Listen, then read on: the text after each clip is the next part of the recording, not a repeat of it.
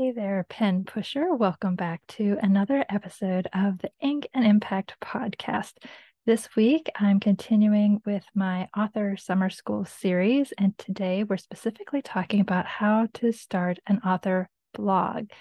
Lots of tips are coming your way, so if you are driving or exercising or somewhere that you can't take notes, don't worry, just be sure to go to the blog at inkandimpact.com where I've outlined everything that I'm going to be sharing here today, as well as including all of the links. So you won't want to miss that. Again, that'll be at inkandimpact.com. And before we get started, I wanted to take a moment to let you know about the new free resource that I have for you.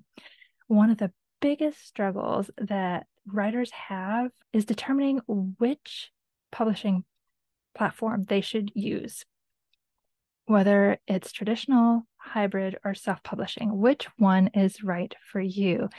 It's a big decision that you don't want to take lightly, and there are several important variables that go into the decision and some pros and cons for each type of publishing platform. So in my new guide, Your Path to Publishing, I walk you through the decision-making process through worksheets and a detailed comparison chart that will help you see the differences at a glance. Snag your copy of Your Path to Publishing now by clicking the link in the show notes and publish with confidence using the method that's best for your book, your brand, and your bottom line. All right. Back in episode 51, which was 6 things every author needs to know, having an author blog came in as number 4 on the list. And I shared some ideas of what to write about. So today I am going to share the benefits of blogging and how to start an author blog. So let's start with those benefits. I'm aware that some people don't think blogging is relevant anymore. In fact, for a number of years, I was one of them. But I have since come to realize that it continues to be beneficial for several reasons, 5 of them to be exact. First, it helps you become a better writer, both in developing a writing habit and improving your craft, because in general, the more frequently you write, the better writer you become. Secondly, it's a source of evergreen content. Once you've taken the time to write your blog post and upload it and put it on your website, it's there forever until you decide to take it down. Now, if you instead are chasing social media platform algorithms, you know that stories, for example, on Instagram and Facebook disappear after 24 hours. And the algorithms and hashtags are only allowing your content to be seen for a limited number of time before they get bumped to the bottom of the search list. And yes, they stay on your feed forever, but how many people really scroll all the way through months and months and months of content on your Instagram feed, for example? Not very many. So the fact that it's evergreen content, it's not going anywhere, is a huge bonus for having a blog on your website. Another excellent reason, point number 3, is that it's searchable. Okay. Where do most people go to find the answer to their questions? Well, they go to search engines, right? Google, Bing, even YouTube, right? They go there to ask their questions. Sure, people might poll other people on social media, but to have an exact question answered, they type it into a search engine. So you want to create searchable content on your website and make it discoverable by those search engines. Now, what I'm talking about here is search engines like Google and Bing.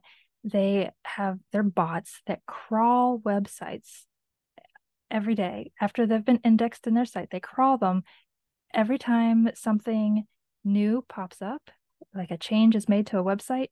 It's like a light bulb goes off and they are pointed back to your website to relook at it and then to push out that new information on their search engines. So that's a good thing for you, so that every time that you upload a new blog post, guess what? The search engines are alerted. They'll come and scan your blog post. And then whenever people are searching for that particular content, in today's example, it's how to start an author blog, right? So if people are saying how to start an author blog, if I have done my work well and written a good blog post, then this should be showing up in those search engine results. It's a way for you to find new readers for your content and hopefully become new readers of your books. So I know there's an argument that can be made that social media is searchable too, your content on the different platforms. And that's true to a degree. So think about the content you post there. First of all, it's what they call short form content or micro content, right? It's just little blips, a couple of paragraphs, maybe at most 6 paragraphs, but usually it's a couple of sentences, a couple of paragraphs, maybe a carousel post, a few pictures. It's not anything really meaty.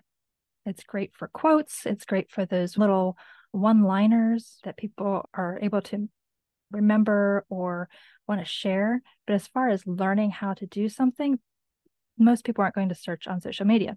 Plus, the searchable content is only searchable within each particular platform. So say, for example, you go on to Instagram and you type in author blog, okay? Well, it'll bring up anyone who has talked about author blog on their feed, right? But it's only going to be Instagram results. It's not going to give you the results of Instagram and Facebook and Twitter and TikTok and all of the platforms. It's just going to be limited to that one platform. So this is where having your blog on your website and having it found by the search engines is so much better. Another benefit, number 4, is that it offers a regular touch point for you to engage with your readers. So each time that you add a new blog post, it gives you the perfect reason or excuse, however you want to look at it, to contact your existing subscribers and followers and let them know that you are still here, you're still active, you're still creating great content for them, with them in mind. And 5th benefit of having a blog on your website is that it serves your readers, right? You hopefully are creating content that is going to benefit them in some way, whether it's educating them, entertaining them, encouraging them. In some way, you are meeting a need of your readers, okay? So if you do one or more of those things, you will satisfy your existing readers and keep them loyal. They'll continue to stay on your newsletter list. They'll continue to read your blog posts. And by creating that engaging content, that helpful content, it will encourage new readers to read your content as well. All right, so now we know just some of the benefits. Those are 5 of the top ones that I could think of. Now let's talk about exactly how to create a blog. Note that what I'm going to share is based off of my personal experience using a WordPress.org website. So for an explanation of the difference between WordPress.org and WordPress.com, I encourage you to go back and listen to last week's episode, which was episode 54, Build an Effective Author Website. But this is going to be based on that. And like I said last week, there are other types of platforms that you can build your website on, but I'm going to base today's blog on the fact that I'm assuming the majority of you are going to build your website using WordPress, WordPress.org. So how to create your blog.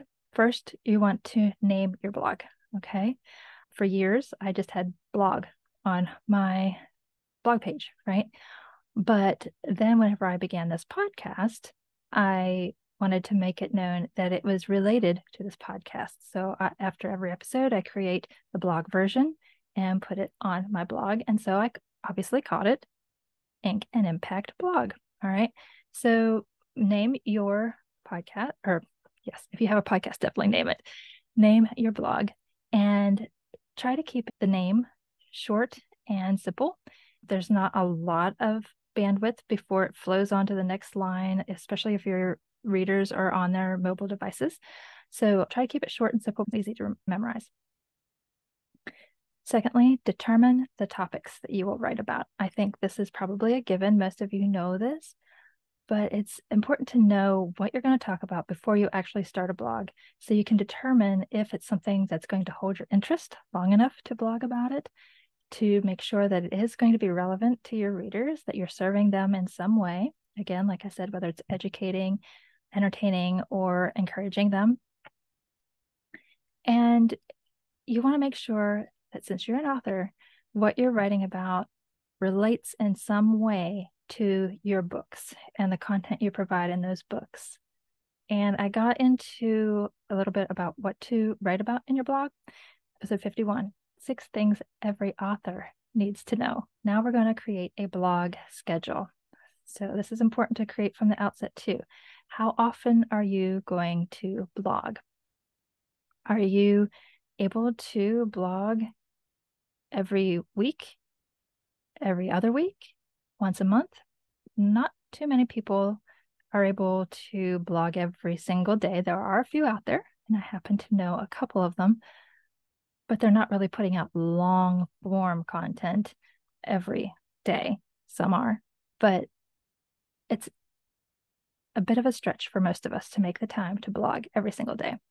So do what's reasonable with your schedule, with your bandwidth, with what you're interested in talking about. How often do you really want to talk about those things, right? I recommend either weekly or every other week. You don't want people to forget about you or who you are whenever you finally send a blog or a newsletter. And if you blog frequently, that helps those search engines find you. Okay. All right. So now we've named it. We've determined what we're going to write about. We've decided how often we're going to blog. Now we are actually going to create it on our website. So this is done by using the blog template within the theme you selected for your website. Go back to last week's episode, how to create an effective author website. To learn more about this, I really dove into this in detail there. But whatever theme that you ended up using, in my case, I used the Divi theme by Elegant Themes. So when you're in WordPress, there's a dashboard, and on the left column, there are a bunch of different options, and one of them is pages. So to create a blog, you click pages, and then from there, you would select blog. And that's just the template that's already populated, predetermined for you by your theme. And then, of course, you can customize it as you go, but the behind the scenes details, all that's taken care of for you. So you just simply click that, and then you start your first blog post. And you want to include on your blog page a little introduction that's going to stay there. It's going to be evergreen, and it explains what your blog is and who it's for. And then from there, you're going to just add posts as often as you've decided that you're going to add posts. Just a note that if you're brand new to blogging and if you're using WordPress to create the blog, you're going to create that blog page. But then every time you post a new article, that's going to be where you click posts in that left-hand column. You're not going to create a new page every time. You're just going to create a post on that page. So hopefully that's clear. And if you're like me, you're a visual learner when it comes to text stuff. So my tip to you is regardless of where you are hosting your blog, whether it's on a WordPress website, whether it's Wix, whether it's Squarespace, whatever, a tip for you is to search for a video tutorial that'll show you step by step how to do it for your particular theme. So go to YouTube because everything's visual there, everything's video.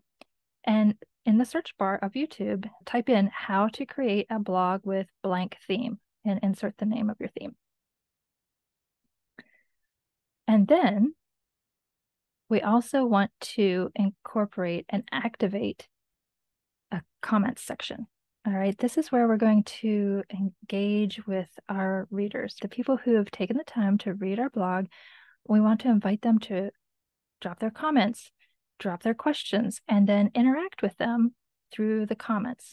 Now, that's really important. It builds community, it builds trust. A lot of people will read the blog before they get on your newsletter list. So that's really important. But you also, this is equally important, want to activate and install an anti-spam plugin for your blog. This is going to block the avalanche of inappropriate and irrelevant comments that are bound to happen from bots, hackers, and general instigators, right?